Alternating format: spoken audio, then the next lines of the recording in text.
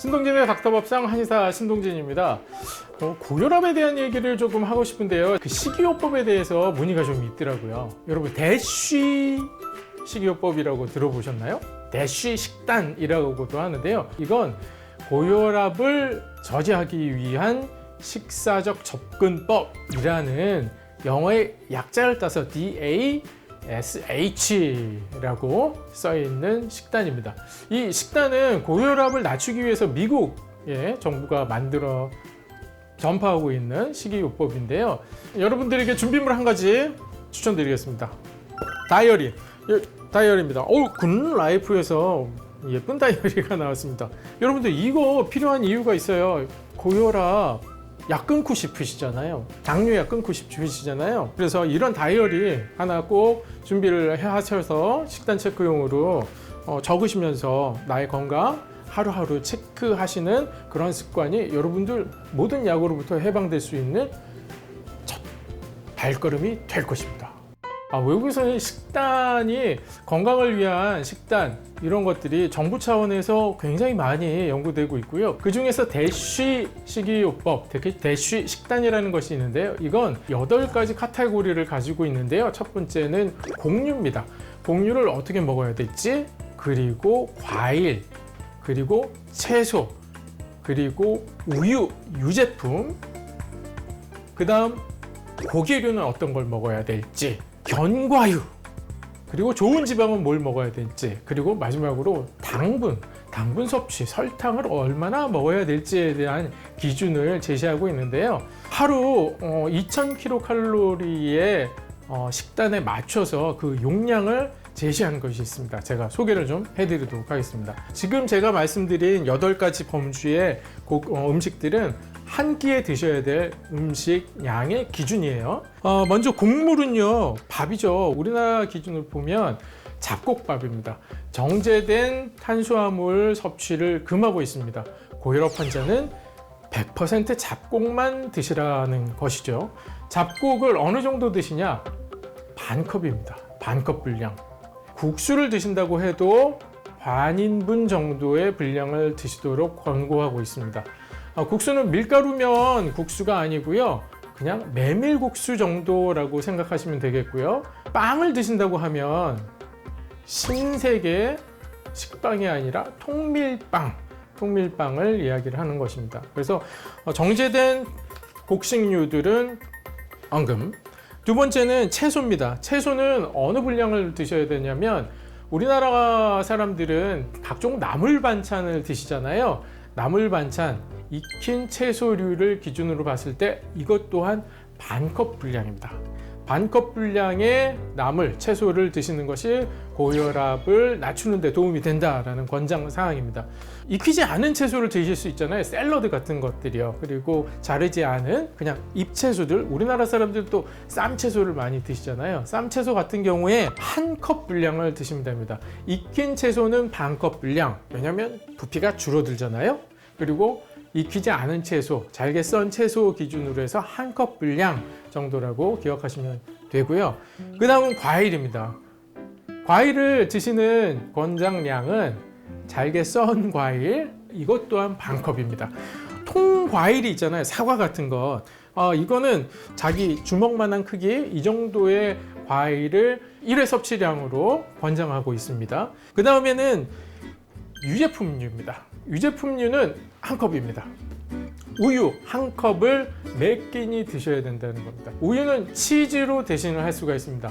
치즈는 2장 정도 드시면 돼요. 그 다음 중요한 것 단백질, 고기류입니다. 고기류는 적색육, 포화지방이 많이 포함된 적색육들을 금지합니다. 주로 권장되는 고기는 생선류입니다. 한 번 섭취량이 30g 정도거든요. 그럼 작은 생선의 한 토막 정도에 해당합니다. 매번 생선을 드실 수는 없잖아요. 그때는 달걀 1개를 생선과 대체할 수 있습니다. 그래서 생선 한 쪽씩 드시다가 생선 말고 달걀 그냥 하나, 그렇게 해서 단백질 권장량은 한 끼에 30g인데 여기에 대해서는 제가 조금 할 말이 있습니다. 이거 외국 사람 기준이지 않습니까? 우리나라 사람들은요? 외국 사람들은요, 이 대시 식단 만들어질 당시에 미국인이 하루에 먹는 고기의 양은 700g이 넘습니다. 700g이면요 3끼로 나눠보세요. 그러면 이게 거의 200g 수준이거든요. 우리나라 사람들 하루 3끼를 1인분 이상 먹는 사람이 없거든요. 그래서 제가 보기에는 이 부분에서 한국 사람들은 조금 더 단백질 양을 늘려도, 고기의 양을 늘려도 괜찮다라고 생각을 합니다. 그 다음에 견과류 있습니다. 씨앗류. 이게 콩류를 포함해서 우리나라에서 삶은 콩을 기준으로 하겠습니다. 삶은 콩도 반 컵입니다. 한 끼에 삶은 콩 반 컵 정도 드셔야 되고요. 견과류를 기준으로 하면 40g 정도 되는데요. 40g이 그냥 이렇게 크게 줬을 때 한 줌 정도 분량이거든요. 이거 한 끼 분량으로. 그래서 우리나라 사람들 식사하실 때 뭐 콩자반 같은 거 드시잖아요. 콩자반 같은 거 드실 때 반 컵 정도의 양이면 꽤 상당히 많습니다. 아마도 생선과 콩류까지 같이 드시면 그것만으로도 배부르다 하시는 분들이 계실 텐데, 이거는 2000kcal 기준으로 해서 말씀을 드린 거라 좀 체중이 적고 여성분인 경우에는 이거보다는 조금 낮게 설정을 하시는 게 필요합니다. 그 다음엔 지방입니다. 좋은 지방을 먹어야 된다라고 권고하고 있는데, 지방의 양은 식물성 기름을 기준으로 해서 한 티스푼입니다. 한 수저 정도의 올리브유 아니면 들기름 정도라고 말씀드릴 수 있을 것 같고요. 이거는 나물을 무칠 때도 우리가 기름을 써서 무치기도 하잖아요. 그런 식으로 해서 따로 한 수저를 드실 필요 없이, 아니면 샐러드를 드실 때 샐러드 드레싱을 기름 베이스로 해서 드시는 방법으로 섭취하시면 될 것 같고요. 다음 문제적인 게 있습니다. 마지막 범주인데요. 8가지 중에 마지막 당류입니다. 설탕. 이 대시 식단에서는 설탕을 이만큼 섭취해도 좋다라고 얘기하고 있는데 한 큰술입니다.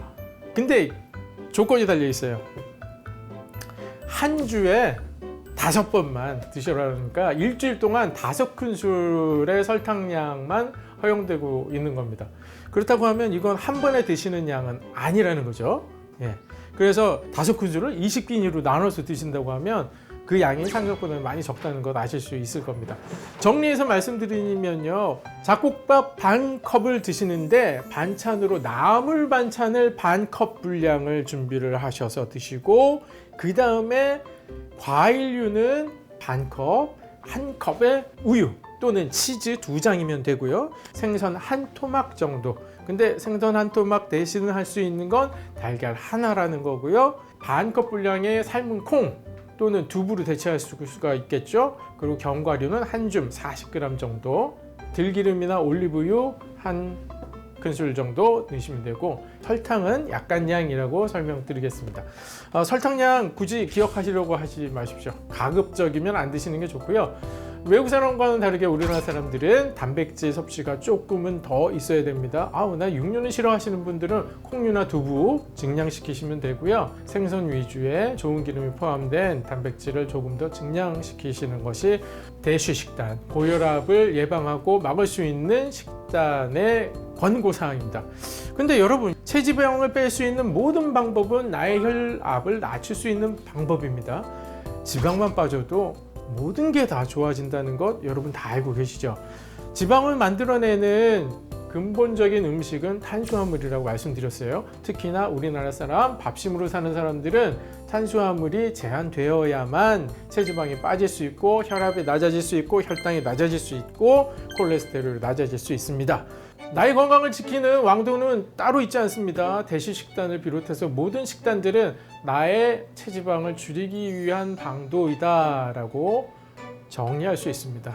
여러분들의 체지방을 바꿀 수 있는, 내릴 수 있는 그러한 방식들을 잘 찾아서 하시도록 하시고요. 체지방만 내리면 뭐든지 좋아지실 거예요. 감사합니다.